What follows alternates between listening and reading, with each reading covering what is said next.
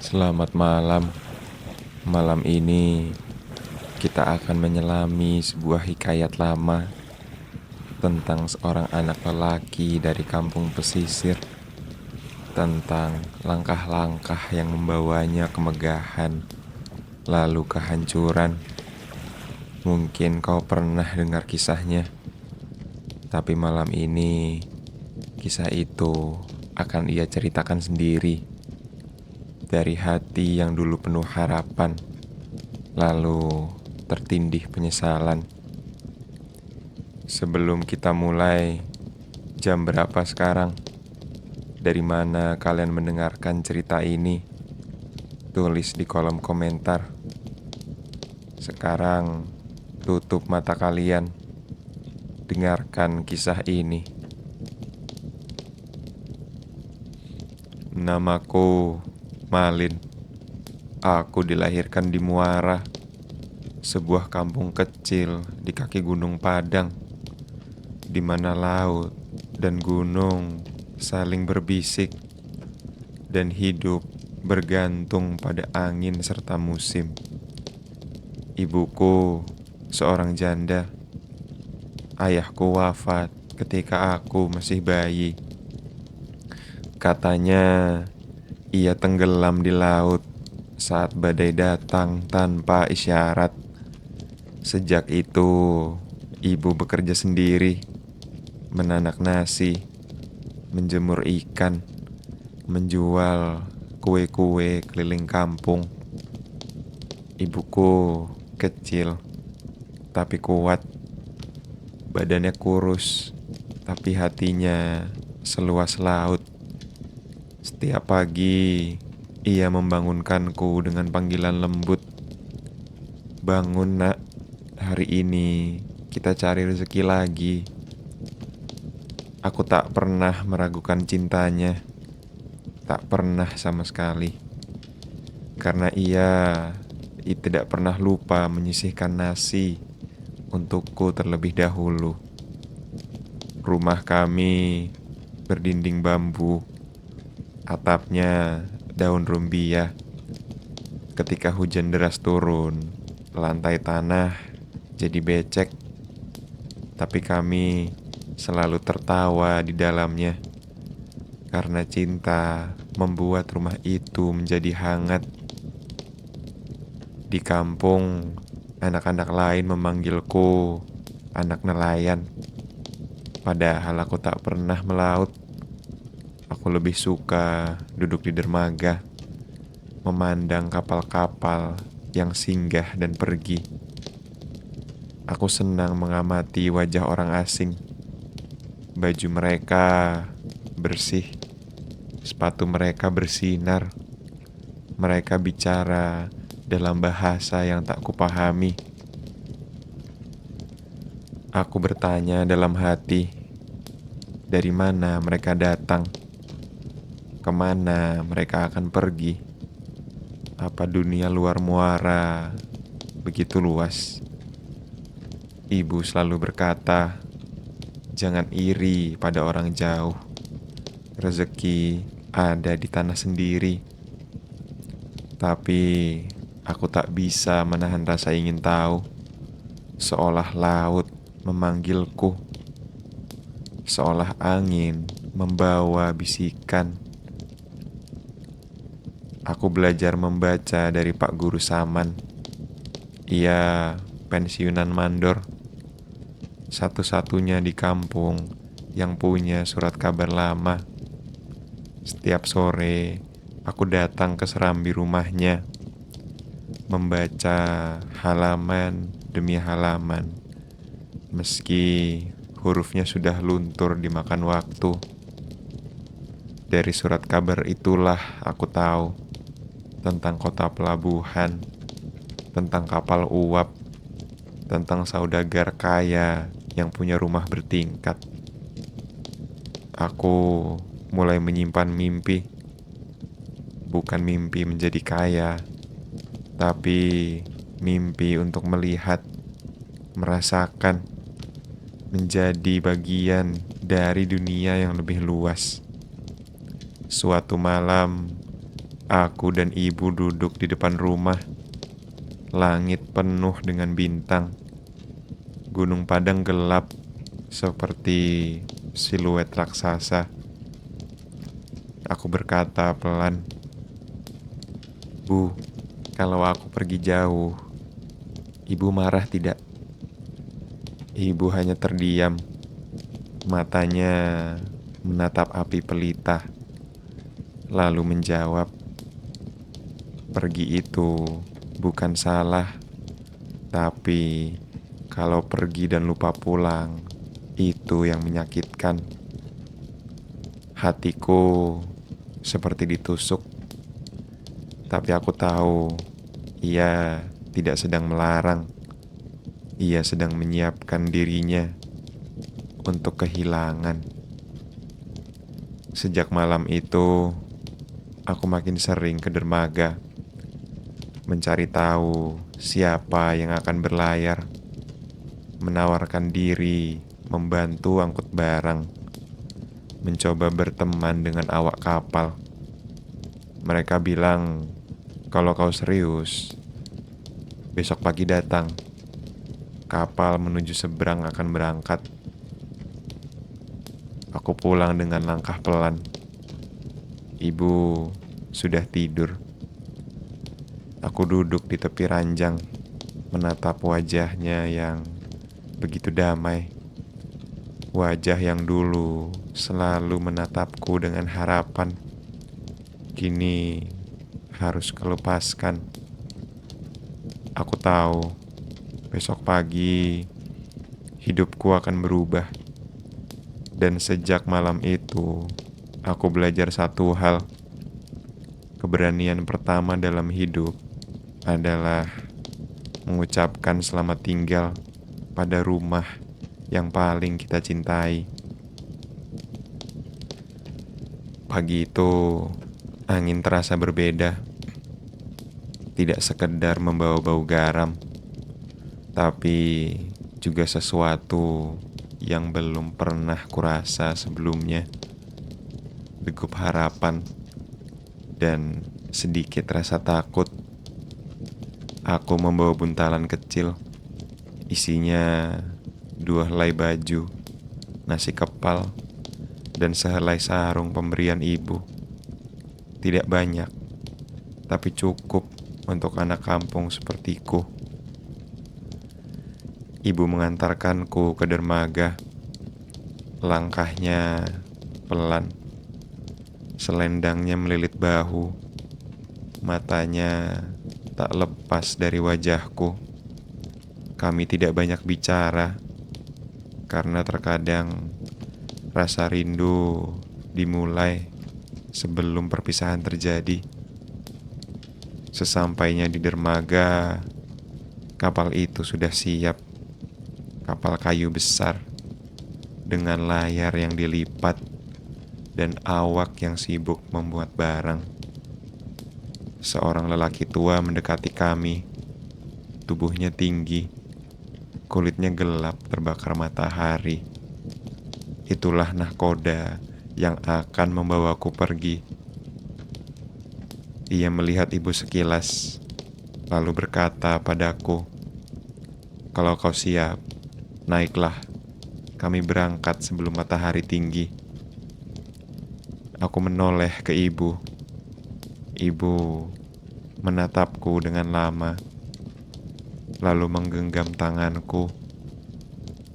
"Malin, kalau kau rindu rumah, tutup matamu dan dengarkan angin. Di situ ada doaku." Aku mengangguk, menahan air mata.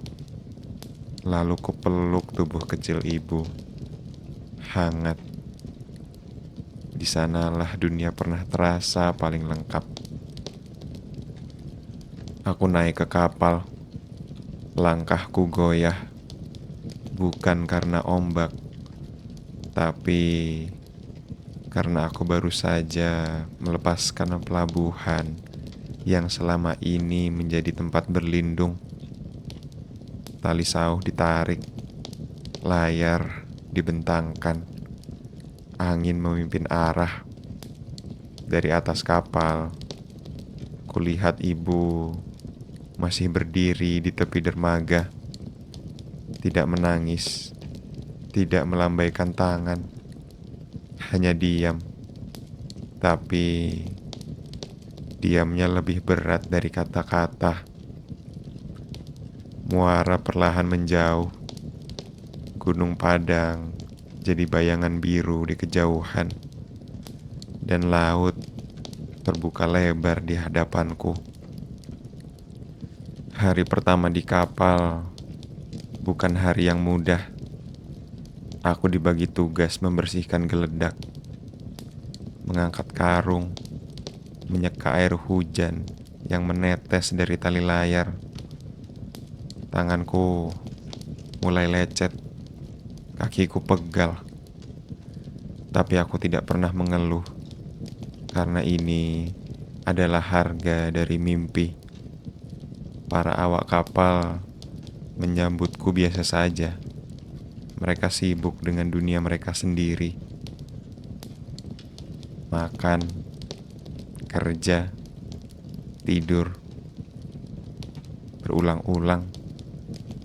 Tidak ada waktu untuk basa-basi.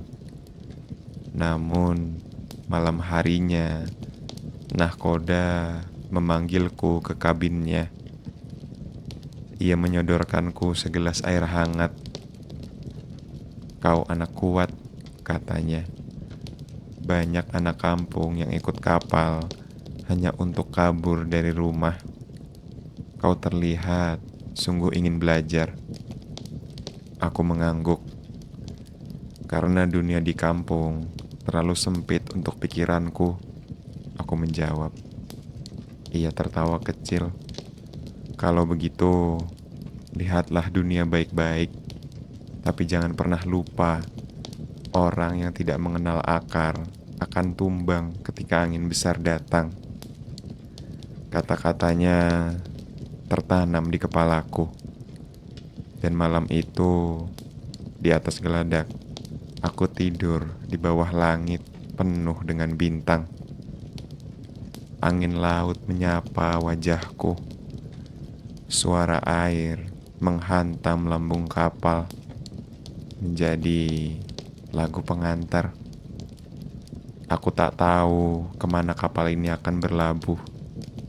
Tapi aku tahu, aku sedang menuju tempat di mana mimpiku bisa tumbuh lebih tinggi dari atap rumah yang hanya bisa bocor. Dan sebelum mataku terpejam, dalam hati aku berbisik, "Bu, anakmu sedang berjalan. Doamu pasti masih mengikutiku." Hari-hari di laut mengajarkan tubuhku untuk kuat dan hatiku untuk sabar. Setiap pagi sebelum matahari penuh, aku bangun dari tikar yang kasar dan mencuci wajah dengan air asin. Lalu ku angkat tong-tong berisi muatan. Ku pelajari cara melilit tali layar. Ku sapu air hujan dari dek dengan gerakan yang pelan, berulang, hingga badanku menjadi kaku. Tak ada yang memuji, tak ada yang memperhatikan. Tapi aku merasa laut sendiri tahu bahwa aku sedang berusaha. Kehidupan di atas kapal begitu keras. Makanannya sering hanya bubur asin. Tidur harus bergantian. Dan kadang hujan turun sepanjang malam tanpa ampun, hingga tubuh kita menggigil. Beberapa awak kapal suka bersenda gurau, tapi untukku mereka bicara seadanya. Aku tahu aku masih anak bawang bagi mereka, masih hijau, masih terlalu banyak diam. Namun nahkoda itu sering memanggilku ke ruangannya, bukan untuk memarahiku, tapi untuk memintaku mendengarkan tentang kota-kota yang pernah ia kunjungi, tentang negeri jauh yang jalannya dari batu, bukan tanah, tentang rumah besar yang punya jendela berlapis dengan kaca. Aku mendengarkannya tanpa menyela, karena cerita seperti itu tidak bisa aku temukan di muara, dan mungkin tidak akan pernah diceritakan kalau aku tidak pergi. Nahkoda itu bilang, dunia ini seperti laut. Kalau kau tidak membaca angin, kau akan terombang-ambing. Bukan cuma dalam tubuh, tapi dalam pikiranmu. Setiap malam, aku mengulang kata-katanya dalam hati. Aku mulai paham bahwa mengangkat barang dan mengepel lantai kapal bukan tujuan akhir. Ini hanya jalan kecil menuju pemahaman yang lebih luas. Suatu hari, kapal kami singgah di pelabuhan yang besar. Kotanya begitu ramai. Orang-orang berjalan dengan cepat. Wajah-wajahnya penuh dengan urusan. Gedung-gedung tinggi seperti menantang langit. Aku berjalan perlahan di antara mereka, seperti semut di kaki gajah. Tapi aku tidak takut, karena meski bajuku kusam, sendalku hampir putus, aku membawa sesuatu yang mereka tidak tahu.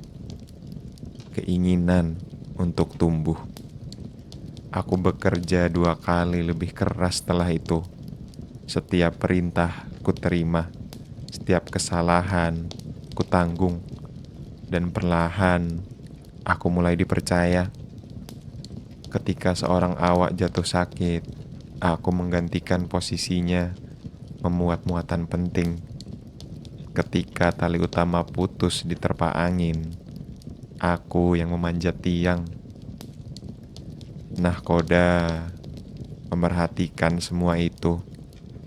Ia tidak berkata banyak, tapi suatu malam ia memberiku tempat tidur yang lebih baik.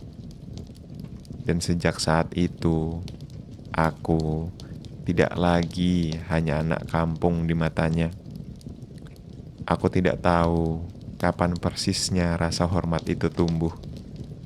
Tapi aku tahu ia datang bukan dari keluhan, melainkan dari kerja keras yang terus dijaga.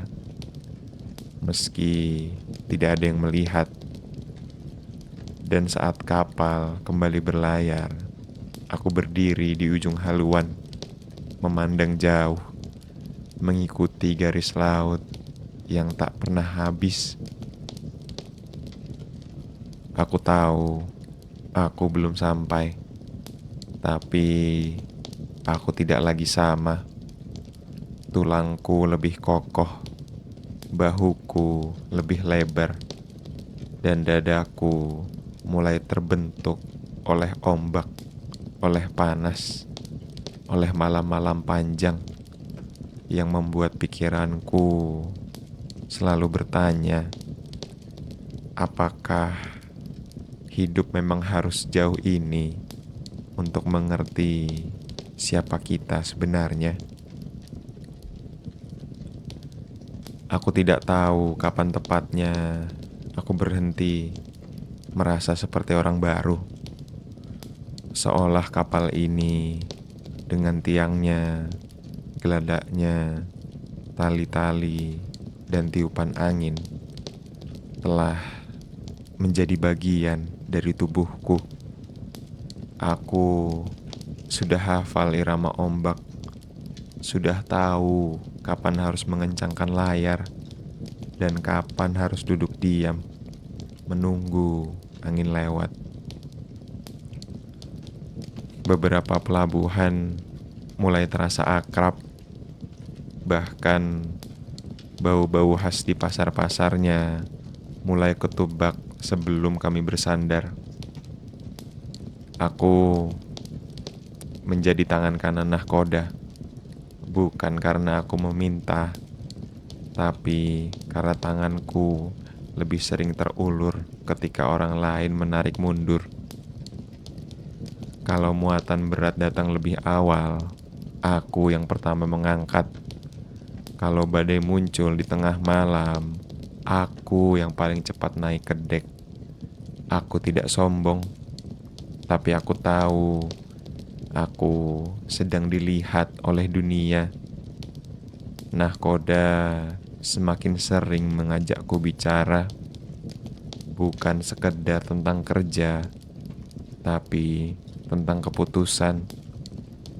Ia mulai menanyaiku tentang harga barang, tentang pelabuhan berikutnya, tentang orang-orang yang bisa dipercaya. Ini bukan sekedar kehormatan. Ini adalah ujian, dan aku menjalaninya diam-diam dengan tekun. Suatu sore, ketika kami sandar di pelabuhan asing, nahkoda jatuh sakit. Tubuhnya panas, nafasnya pendek. Ia hanya bisa terbaring. Seluruh awak panik karena dialah satu-satunya yang hafal arah, yang tahu isi kapal, yang paham siapa yang harus dihadapi di pelabuhan. Tanpa banyak kata, aku ambil alih tugasnya. Bukan karena merasa pantas, tapi tak ada pilihan lain. Aku mencatat barang yang masuk, menegosiasi harga di pasar, membayar pajak pelabuhan, menulis surat pengantar untuk pelabuhan berikutnya. Dan malam harinya, aku duduk di kabin kecil, menjaga nahkoda yang terbaring dengan pucat. Sesekali ia membuka mata, menatapku dengan sorot yang sulit dijelaskan. Aku tak tahu apakah itu rasanya percaya atau rasa lega. Yang jelas, ia tak berkata apa-apa, hanya menepuk tanganku secara pelan. Seminggu berlalu, kesehatannya tak kunjung membaik. Dan suatu pagi, saat fajar belum penuh, ia menghembuskan napas terakhir. Sunyi turun ke atas kapal seperti kabut.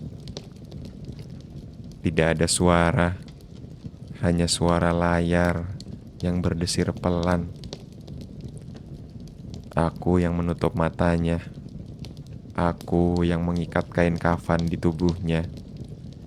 Aku yang memutuskan kami akan kembali ke pelabuhan asal untuk menguburkan di tanah yang ia rindukan. Selama perjalanan pulang itu, semua keputusan menjadi tanggung jawabku. Para awak mengikutiku tanpa perlu perintah panjang, karena mereka tahu aku telah lama bersiap. Dan ketika kami tiba kembali, pemakaman dilakukan dengan sederhana. Tak ada keluarga menunggu, hanya batu nisan dan angin yang menyapu rumput panjang. Tapi sebelum tanah terakhir ditimbun, seorang saudagar tua datang menghampiriku. Ia teman lama nahkoda, mereka pernah berdagang bersama. Laki itu berbicara, katanya nahkoda telah menyebutkan namaku dalam surat wasiat yang singkat yang ditulis sebelum sakit. Ia ingin kapal dan semua muatannya dititipkan padaku. Karena katanya Malin tidak sekedar kuat, tapi juga tahu kemana harus berjalan. Aku terdiam lama, lalu menunduk, karena dalam hidupku belum pernah ada yang mempercayaiku sebesar ini. Dan di malam hari, saat semua awak tertidur, aku duduk di tepi dek, menatap langit, dan membayangkan ibuku. Kalau saja ia tahu anak yang dulu ia lepaskan, kini telah mengendalikan kapal besar. Dan meski tak ada pelukan di malam itu, aku tahu doanya telah membawaku ke sini. Setelah nahkoda wafat dan kapal beralih padaku, hari-hari berubah. Bukan lagi sebagai awak yang disuruh, tapi sebagai tuan yang didengar. Dan dalam sunyi malam, aku sadar kekuasaan bukan datang dari suara, tapi dari sikap yang tidak goyah saat ombak mengguncang keyakinan. Aku mulai memperluas jalur pelayaran, tidak hanya pelabuhan yang sudah dikenal, tapi sampai ke tempat yang dulu belum pernah kita coba. Setiap pelabuhan adalah teka-teki, setiap pasar adalah ujian, dan setiap orang yang kutemui adalah kemungkinan bisa teman, bisa pesaing, atau pelajaran. Aku belajar berbicara lebih pelan, karena orang yang berkuasa tidak perlu meninggikan suara. Aku belajar diam lebih lama, karena kadang rahasia terbaik tersimpan di sela obrolan ringan. Awak kapal mulai memanggilku Tuan Malin. Bukan karena aku meminta, tapi karena cara mereka memandangku telah berubah. Aku tidak marah-marah, tidak memberi hukuman, tapi aku tegas. Dan mereka tahu aku tidak akan membawa kapal ini ke batu. Di suatu pelabuhan, seorang pedagang besar mengundangku untuk makan malam. Ia kaya, memiliki pengaruh, dan punya anak perempuan yang cantik. Perempuan itu duduk dengan anggun, bicara dengan terukur, dan ketika ia bertanya dari mana asalku, aku hanya menjawab, aku dari timur. Aku tidak menyebut nama muara, bukan karena malu, tapi karena aku ingin dikenal dengan nama yang kubangun sendiri, bukan dengan kampung yang telah lama aku tinggalkan. Beberapa bulan berlalu, dan urusan dagang dengan keluarga itu semakin erat. Kami menjual rempah, menukar kain, mengatur pengiriman beras dari pulau ke pulau. Aku mulai tinggal lebih lama di pelabuhan itu, dan lambat laun aku tidak lagi hanya pedagang yang singgah, tapi menjadi bagian dari mereka. Orang-orang mulai menyebutku dengan gelar yang kubuat sendiri, Sultan Malenggang Bumi. nama yang asing bagi kampungku. Tapi di sini nama itu membuat pintu terbuka, meja makan disiapkan, dan tangan-tangan bersalaman lebih lama. Dalam malam yang panjang, aku kadang duduk di serambi rumah baruku. Rumah beratap genteng. Berandanya begitu luas. Halamannya penuh dengan pohon jeruk. Tapi angin malam yang datang masih membawa suara laut. Dan dalam suara itu, aku sering mendengar namaku sendiri. Bukan Sultan, bukan Tuan, tapi Malin. Lembut, penuh dengan rindu. Seperti suara ibuku. Namun, aku tak menjawab. Karena kadang kesuksesan membuat kita takut menoleh ke belakang. Takut melihat wajah-wajah yang pernah kita tinggalkan. Dan malam itu, saat angin mengusik lampu minyak, aku bergumam. Kalau aku kembali ke Muara, apakah mereka masih mengenalku? Tapi aku tidak menjawabnya. Karena aku tahu perjalanan paling sulit adalah perjalanan pulang. Ketika aku tak yakin apakah pintunya masih terbuka. Aku semakin dalam, tenggelam dalam dunia dagang. Setiap bulan, kapal-kapal di bawah namaku bertambah. Gudang-gudang mulai penuh. Peti-peti berisi emas dan rempah. Dan di pasar, orang-orang menyebut namaku dengan kagum dan takzim. Aku tidak lagi bangun dengan nyanyian ayam. Kini aku dibangunkan pelayan. Disiapkan air hangat dan duduk di meja makan dengan kain putih dan piring. Pagi-pagiku dimulai dengan menghitung angka, mengukur peluang, membaca laporan-laporan kapal tentang perputaran barang. Aku memakai pakaian yang halus, berjalan dengan langkah yang pelan, namun dihormati. Tidak perlu banyak bicara, karena semua sudah bicara untukku. Kapal, harta, dan nama. Di rumah, perempuan yang dulu hanya ketemui di jamuan makan, kini menjadi istriku. Ia lembut, cantik, dan tidak manja. Di sampingnya, aku merasa segala hal yang dulu kudambakan sudah tergenggam.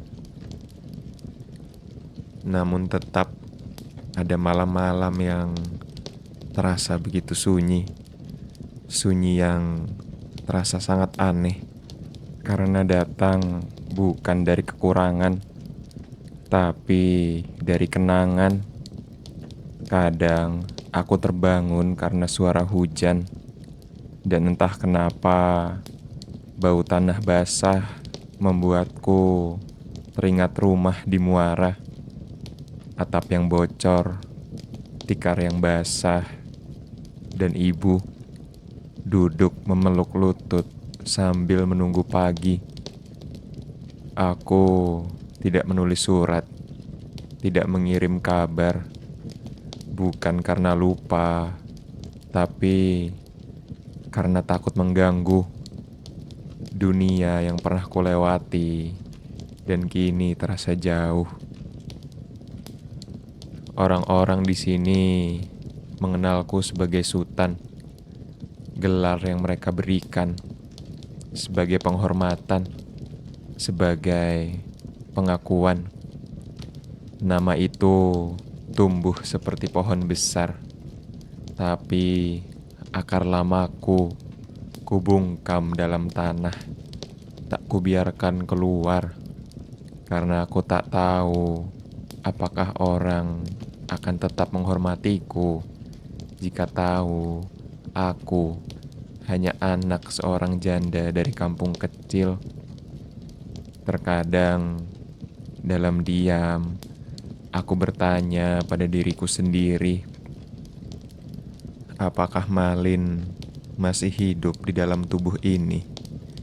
Atau sudah sepenuhnya diganti oleh Sultan? Sultan yang hanya memikirkan angka dan gengsi. Hari terus berlalu, dan dalam setiap langkahku, tak ada yang berani menyebut masa laluku. Karena masa lalu adalah sesuatu yang sengaja ku buat hilang. Namun masa lalu punya cara sendiri untuk kembali. Dan aku belum tahu bahwa satu angin dari timur akan membuka pintu yang selama ini kujaga dengan rapat. Karena laut, meski sejauh apapun kapalmu berlayar, tetap punya arah pulang. Suatu pagi, di tengah kesibukan pelabuhan, seorang awak datang membawa kabar. Ada perahu kecil dari arah timur yang berlabuh tanpa bersuara. Bukan kapal besar, bukan juga pengangkut dagang, tapi cukup untuk mengusik ingatanku. Aku bertanya, dari mana asalnya? Dan saat mereka menyebut nama Muara, dadaku terasa ditusuk. Nama itu sudah lama tidak kudengar. Aku tidak menunjukkan apa-apa. Aku tetap berdiri dengan tenang, tetap memeriksa daftar barang yang masuk. Tapi pikiranku mulai berjalan kembali ke jalan kecil berlumpur, ke suara riang anak-anak mandi di sungai, ke aroma ikan asin dari dapur yang sempit. Sejak hari itu, angin berubah, bukan angin laut biasa, tapi angin yang membawa bayang-bayang, bayangan seorang perempuan tua duduk menenun di teras rumah. Aku mulai gelisah. Setiap malam, suara debur ombak seperti menyebut namaku, bukan dengan hormat, tapi dengan rindu. Kota ini semakin ramai. Usahaku terus tumbuh. Nama Sultan semakin kuat. Tapi hati yang dulu berani berlayar kini gemetar hanya karena satu nama, Muara. Istriku tidak banyak tanya. Ia tahu pikiranku sedang jauh. Dan dalam diamnya, ia memberi ruang yang tak bisa diisi oleh siapapun. Aku mulai mengingat wajah ibuku. Setiap garis kerutan, setiap nada suara ketika memanggilku untuk pulang. Dan untuk pertama kalinya, sejak aku pergi, aku ingin melihatnya. Bukan sebagai anak yang gagal, bukan juga sebagai tuan besar, bukan sebagai sultan, tapi sebagai Malin. Aku mengumumkan rencana perjalanan. Kita akan berlayar ke timur, bukan untuk urusan dagang, tapi karena katanya kapal yang paling berharga adalah kapal yang membawamu pulang. Awak kapal terkejut. Beberapa mencoba bertanya, kenapa aku memilih kembali ke tempat kecil. yang tidak tercatat dalam peta. Tapi aku hanya tersenyum karena ada hal yang tidak bisa dijelaskan. Persiapan dimulai.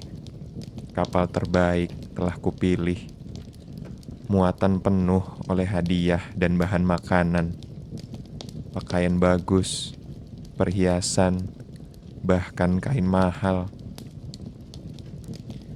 Aku ingin datang bukan dengan tangan kosong, tapi juga bukan untuk pamer.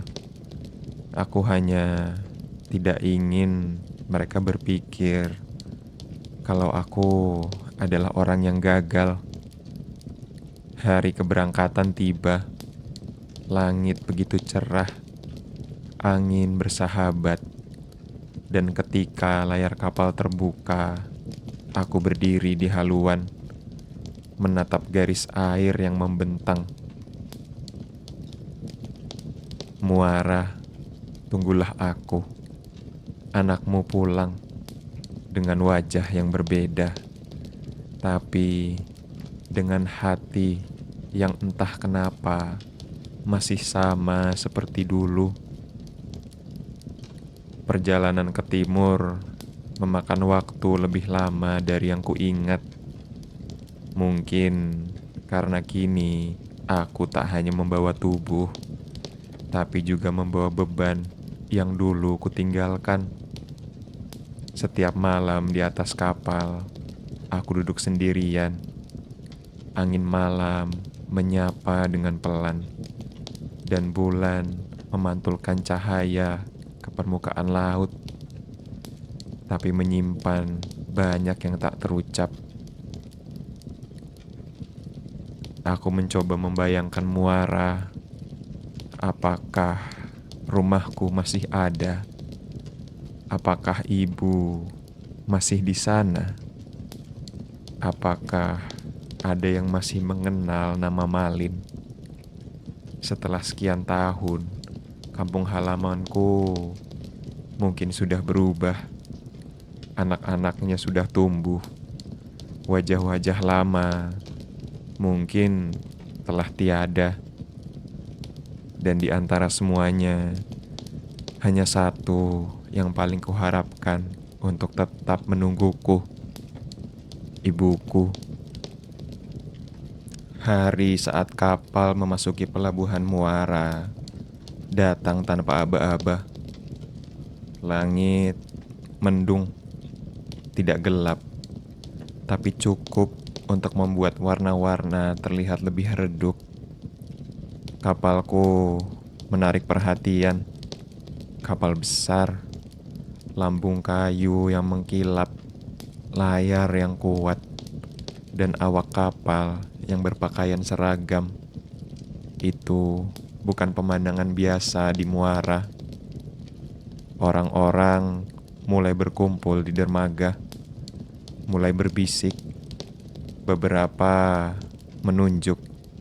Ada yang bertanya-tanya, siapa yang datang? Sebagian menyangka aku seorang pejabat. Sebagian lagi menduga aku bangsawan dagang. Aku berdiri tegak di atas dek. Baju terbaik ku kenakan. Cincin emas melingkar di jariku. Dan wajahku kuusahakan tetap tenang, meski hatiku berdebar. Langkahku menyentuh tanah Muara. Tanah yang dulu membekas lumpur di kakiku, kini terasa berat di telapak kaki. Wajah-wajah mulai muncul, beberapa samar, beberapa masih kukenali, tapi tidak satu pun yang langsung menyebut namaku. Seorang lelaki tua mendekat, matanya menyipit. Lalu ia berkata dengan suara yang sedikit ragu, "Apakah kau Malin?" Aku mengangguk, tersenyum. Tapi senyumku gugup karena saat itu aku baru sadar bahwa tak semua orang senang melihatku kembali. Sebagian memalingkan muka, sebagian berbisik dengan nada curiga. Dan aku tahu, aku tidak pulang sebagai pahlawan. Namun, yang paling membuat hatiku gemetar adalah ketika aku dengar kabar ibu masih hidup. Ia tinggal di rumah yang sama, sendiri. Rambutnya sudah putih, langkahnya sudah lambat, dan setiap pagi ia duduk di depan rumah, menghadap jalan menuju pelabuhan, seakan menunggu sesuatu yang belum tentu datang. Saat itu, aku ingin segera berlari, menemui, memeluk, tapi kakiku tak bergerak. Ada rasa takut, bukan takut ditolak, tapi takut melihat wajah yang dulu penuh harap, kini mungkin diselimuti kecewa. Aku kembali ke kapal malam itu. Aku tidak bisa tidur dengan nyenyak karena mimpi-mimpi datang dengan bentuk rumah kayu, wajah ibu, dan suara masa kecil yang tidak bisa aku halau. Dan di tengah malam, aku duduk di tepi kapal. Laut muara begitu tenang, tapi di dadaku ada gelombang yang terus menghantam. Aku bertanya, apakah aku pantas dipanggil pulang? Pagi itu, aku berdiri di depan rumah lama. Dindingnya masih dari papan. Catnya sudah memudar. Atapnya miring. Tapi semuanya terasa begitu akrab. Setiap celahnya seperti menyimpan suara masa lalu. Rumah ini dulu tempat aku berlari saat hujan. Tempat ibu menunggu setiap sore dengan sepotong ubi. Tempat tangis dan tawa tumbuh bersama dengan kesederhanaan. Aku tidak langsung masuk, hanya berdiri, mengamati dari balik pohon jambu yang dulu aku tanam. Kini sudah tumbuh tinggi dan rindang. Di serambi duduk seorang perempuan tua, kurus, pundaknya agak bungkuk, tapi tangan itu masih sibuk menyulam sesuatu. Aku tahu itu ibu, dari cara duduknya, dari garis wajah yang masih bisa kubaca. Ia tak melihatku, matanya kosong mengarah ke jalan, seakan menanti seseorang. Aku melangkah perlahan, jantungku berdetak dengan keras. Tiap langkah terasa begitu berat, seolah tanah pun ikut menahanku. Saat jarak tinggal beberapa langkah, ibu mengangkat wajahnya. Matanya menatapku dengan lama, tidak berkedip, seperti mencoba mengenali wajah yang pernah ia lahirkan. Aku ingin berkata sesuatu, apapun, tapi bibirku beku. Ia berdiri perlahan, tubuhnya goyah, tapi matanya kini penuh cahaya, seperti pelita yang hampir padam, tiba-tiba tersentuh nyala kecil. Kemudian ia mendekat, tangannya terulur, menggapai wajahku, tak berkata-kata, hanya menyentuh pipiku dengan jemari yang dingin dan gemetar. Dan dalam sentuhan itu, aku merasakan segalanya. Doa yang tak pernah henti, air mata yang tak pernah tumpah di depan orang, kerinduan yang tak pernah diganti waktu. Tapi kebahagiaan itu singkat, karena saat seorang pelayan kapal datang, mereka memanggilku dengan gelar yang biasa. Tuan Sultan, ada tamu menunggu di kapal. Ibuku terdiam. Tangan yang menyentuh wajahku turun pelan-pelan. Wajahnya berubah. Sorot matanya surut dan tubuhnya mundur satu langkah. Aku hendak menjelaskan, tapi suaraku tak cukup cepat. Ia sudah membalikkan badan, kembali duduk di serambi. Tidak marah, tak ada air mata, tapi diam itu lebih mengiris dari semua kemarahan yang pernah ku dengar.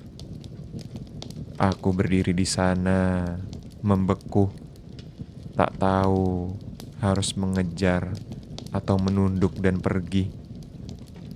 Orang-orang mulai berdatangan. Beberapa menonton dari jauh, sebagian berbisik, dan aku merasa kecil. Lebih kecil dari ketika aku pertama kali naik kapal. Hari itu, aku kembali ke kapal dengan dada yang kosong, dengan tangan yang tak sempat menggenggam maaf. Dan malamnya, untuk pertama kali sejak menjadi saudagar besar, aku tidur dengan perut yang tak berselera dan hati yang tak tahu apakah masih pantas aku disebut anak. Malam di atas kapal terasa panjang. Langit muara kelabu meski bintang-bintang bertaburan. Tak satu pun sinar mereka menembus ruang dadaku yang begitu gelap. Aku duduk di kabin. Semua lampu sudah padam. Hanya pelita kecil yang menyala di sudut. Tapi bahkan cahaya itu terasa terlalu terang untuk wajah yang ingin kusembunyikan. Siang tadi seharusnya menjadi momen pulang, namun justru menjadi titik patah yang tak pernah kubayangkan. Aku seharusnya menyapa dengan lembut, mengakui, menunduk, tapi kehadiran orang-orang, sorot mata mereka yang memeriksa, dan gelar yang telah lama ku bangun menjerat lidahku. Nama Sultan terlalu berat untuk diimbangi oleh pengakuan bahwa aku adalah anak seorang janda tua yang tinggal di rumah reot. Ketika ibu menatapku dan tangannya menyentuh wajahku, ada ribuan kata yang ingin kubisikkan tentang rindu, tentang sesal, tentang doa-doanya yang mungkin telah melindungiku selama ini. Namun semua itu tenggelam, lenyap dalam suara pelayan yang menyebutku Tuan. Dan dalam sekejap, jarak yang sempat menghilang tumbuh lagi, lebih tinggi dari tembok, lebih luas dari laut. Kini aku duduk sendiri, mencoba menuliskan sesuatu, sebuah surat, sepotong kalimat, tapi tak ada kata yang cukup, karena tidak ada surat yang bisa menggantikan pelukan yang terlewat. Esok paginya, aku memutuskan kembali ke rumah itu. Kali ini tanpa rombongan, tanpa pakaian kebesaran, hanya aku dengan hati yang ingin bicara. Tapi saat aku tiba, serambi kosong, pintu tertutup, jendela terkunci, dan tetangga bilang ibu jatuh sakit sejak kemarin. Ia tidak bangun dari tidurnya, tidak makan, tidak bicara. Kata mereka, ia hanya menghadap dinding, memeluk kain tua, dan kadang berbisik nama yang terdengar seperti namaku. Aku tidak masuk ke rumah. Kaki ini berat, lidah ini kaku, karena aku tahu aku telah kehilangan waktu yang tidak bisa ditukar dengan emas. Aku kembali ke kapal, berjalan.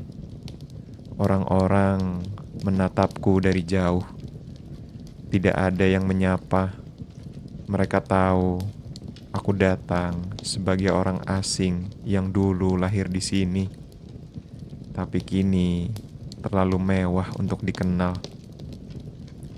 Dan malam itu, saat angin mulai kencang, aku berdiri di ujung kapal, menatap laut yang mulai bergelombang. Airnya bukan lagi tenang, langitnya bukan lagi cerah. Ada firasat aneh, tapi mungkin hanya pantulan dari hatiku sendiri.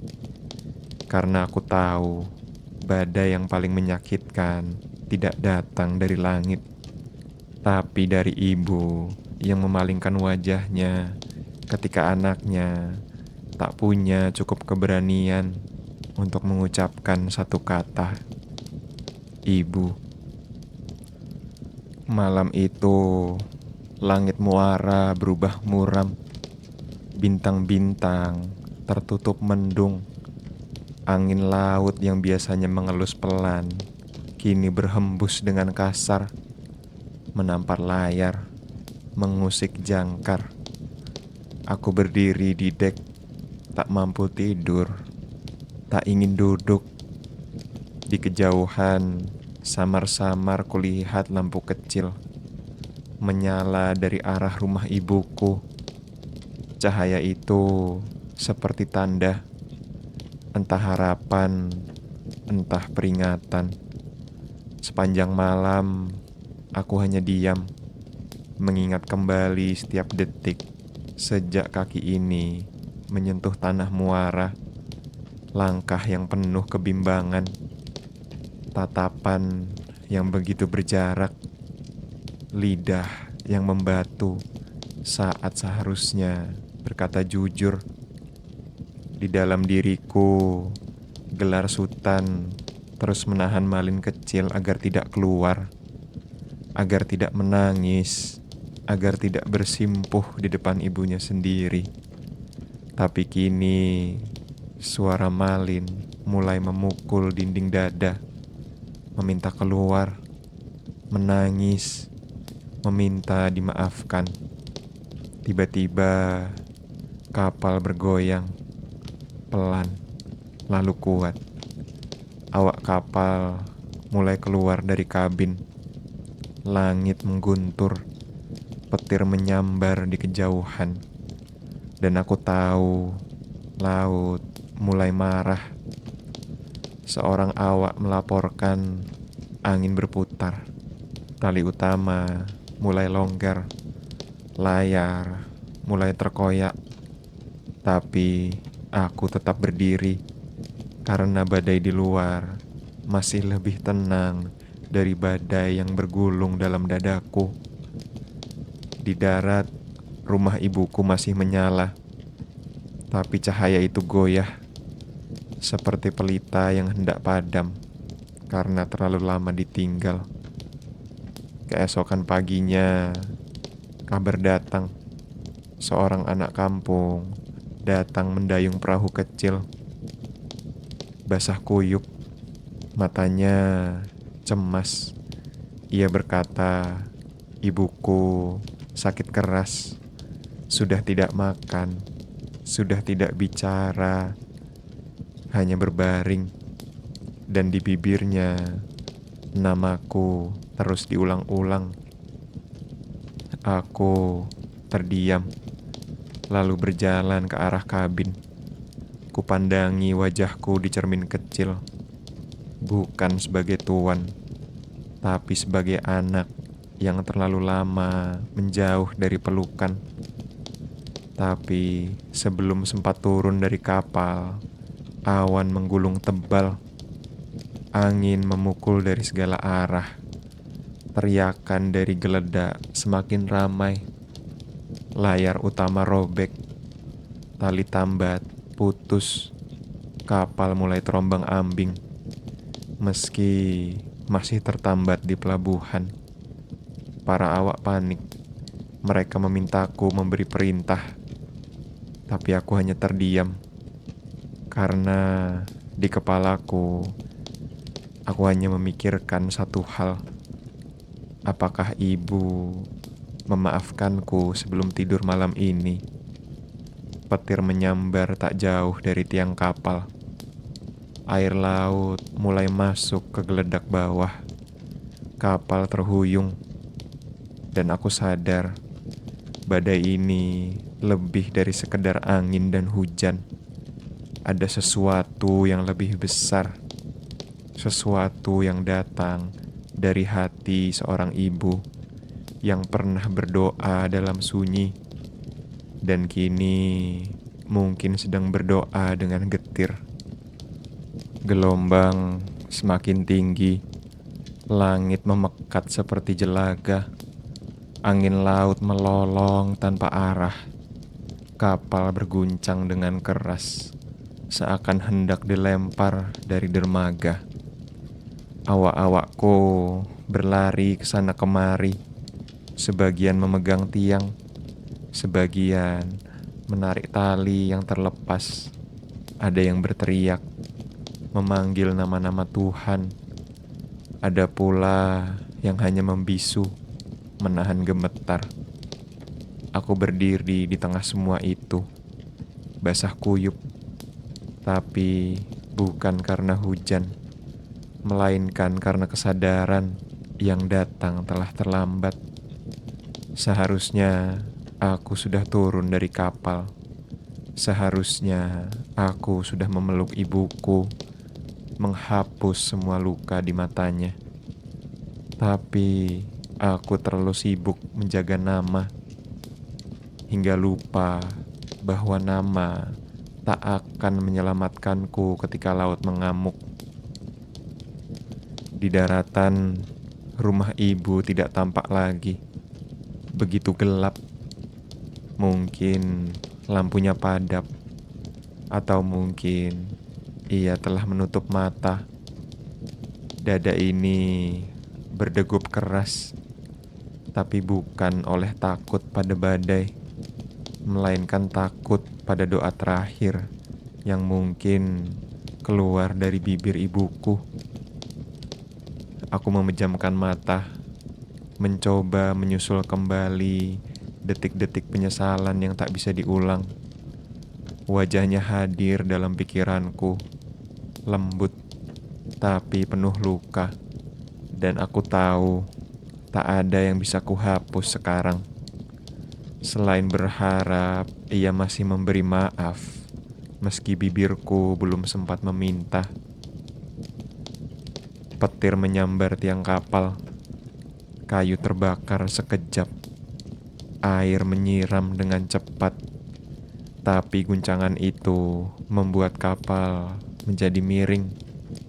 Sebagian awak terjatuh, beberapa berpegangan tali. Aku masih di sana, basah, diam, dan perlahan aku berlutut di dek yang licin. Kusentuh kayu basah itu seperti menyentuh tanah kampung.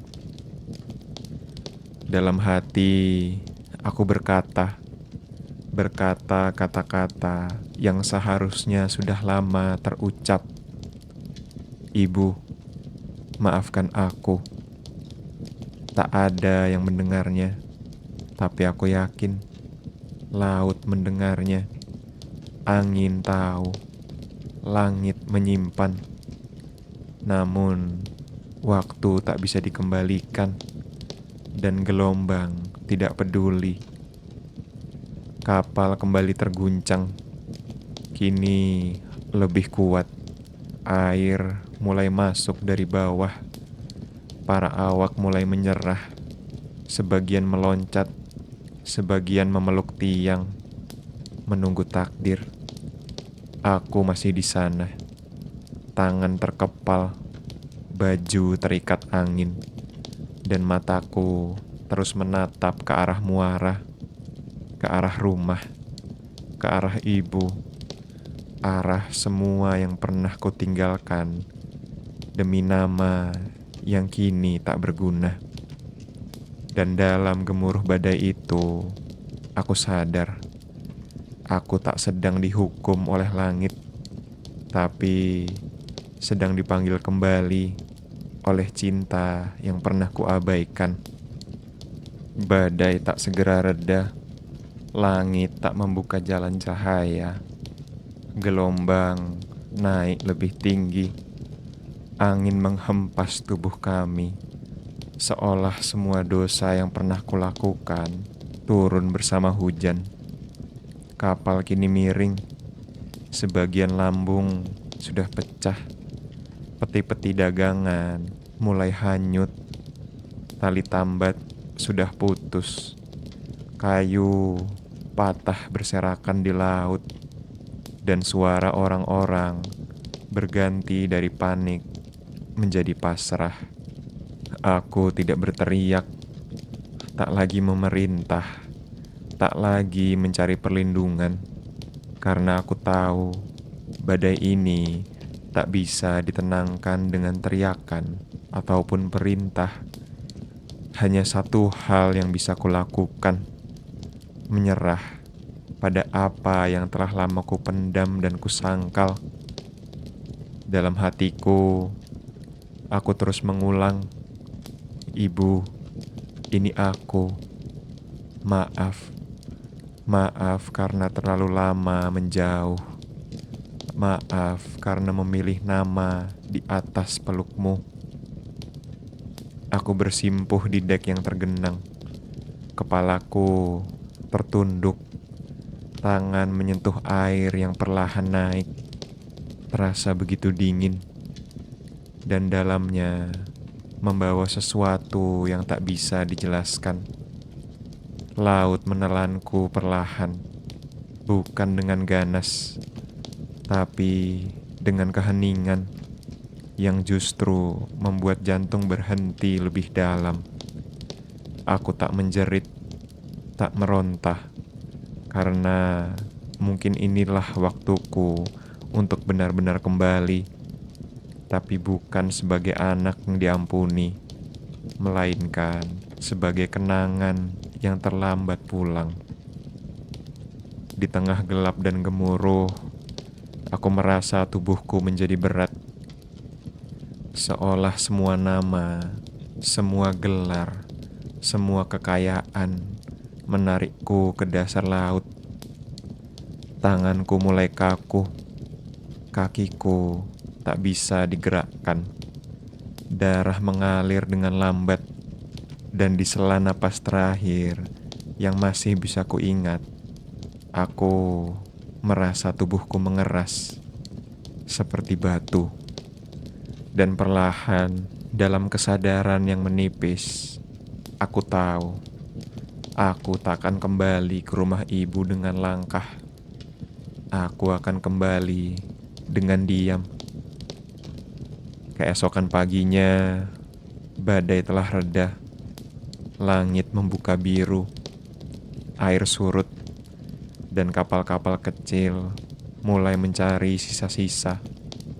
Mereka menemukanku di tepi pantai, terlentang, tak bergerak.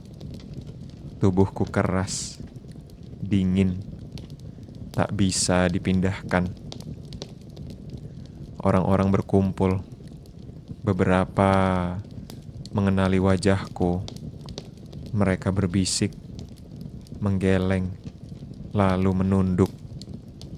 Tak ada yang berbicara, karena di hadapan batu, orang hanya bisa diam dan menyesali waktu. Dan dari kejauhan, di tepi jalan kecil menuju rumah, seorang perempuan tua berdiri. Kepalanya tertutup selendang, langkahnya gemetar, tapi matanya mengarah tepat kepadaku. Ia tidak menangis, tidak memanggil, hanya memandang. Dan setelah lama berdiri, ia berbalik, melangkah dengan pelan, kembali ke rumahnya yang sunyi. Hari-hari berlalu, badai itu tinggal kenangan, tapi tubuhku tetap di sana, diam, membatu, tak bergerak, tak membusuk, tak hilang. Orang-orang mulai menyebutku kutukan. Sebagian bilang aku anak durhaka. Sebagian menyebutku simbol kesombongan. Yang lain mengumpat, lalu pergi dengan doa pendek dan terburu. Tapi tak banyak yang tahu bahwa di dalam batu ini masih ada hati yang pernah menyesal, yang pernah ingin pulang, tapi kalah cepat oleh waktu. Anak-anak sering datang. Mereka penasaran, takut, tapi tertarik. Mereka bertanya pada ayah mereka, "Siapa ini?" Para ayah menjawab, "Dia Malin Kundang." Nada suara mereka berubah, seperti sedang membaca pelajaran hidup.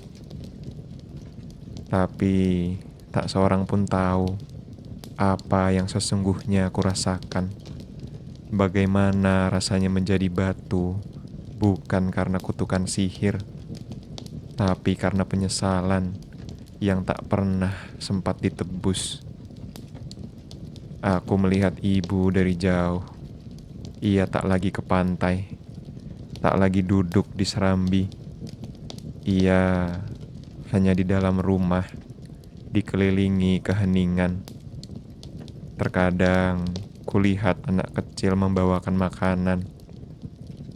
Terkadang tetangga menyapu halaman untuknya. Tapi ia tak lagi bicara soal aku. Namaku tak disebut. Seolah aku telah benar-benar pergi tanpa jejak. Dan itu lebih menyakitkan daripada semua umpatan yang pernah ku dengar. Karena yang paling pedih bukan kutukan orang asing, tapi hilangnya tempat di hati seseorang yang dulu memelukmu tanpa syarat. Aku menjadi batu yang dilihat, tapi tidak dikenal. Batu yang disentuh, tapi tidak dipahami. Laut terus datang dan pergi. Ombak memeluk kakiku saban hari. Angin laut menyapu wajahku, seperti tangan masa lalu yang masih ingin menyapa, meski tak bisa lagi mengubah apapun. Orang-orang mulai menjadikan kisahku sebagai cerita sebelum tidur, dongeng bagi anak-anak, agar mereka tahu batas. Pelajaran tentang kesombongan, tentang lupa daratan, tentang membalas cinta ibu dengan diam. Tapi tidak satu pun dari mereka yang tahu apa yang sebenarnya kuinginkan. Satu hari saja, satu kesempatan untuk berkata maaf, untuk mencium tangan ibuku. untuk menggenggamnya dengan erat tanpa takut kehilangan nama. Dan kini aku hanya duduk di sini sebagai batu, sebagai cerita, sebagai sisa dari seorang anak yang terlalu lama berjalan tanpa tahu arah pulang.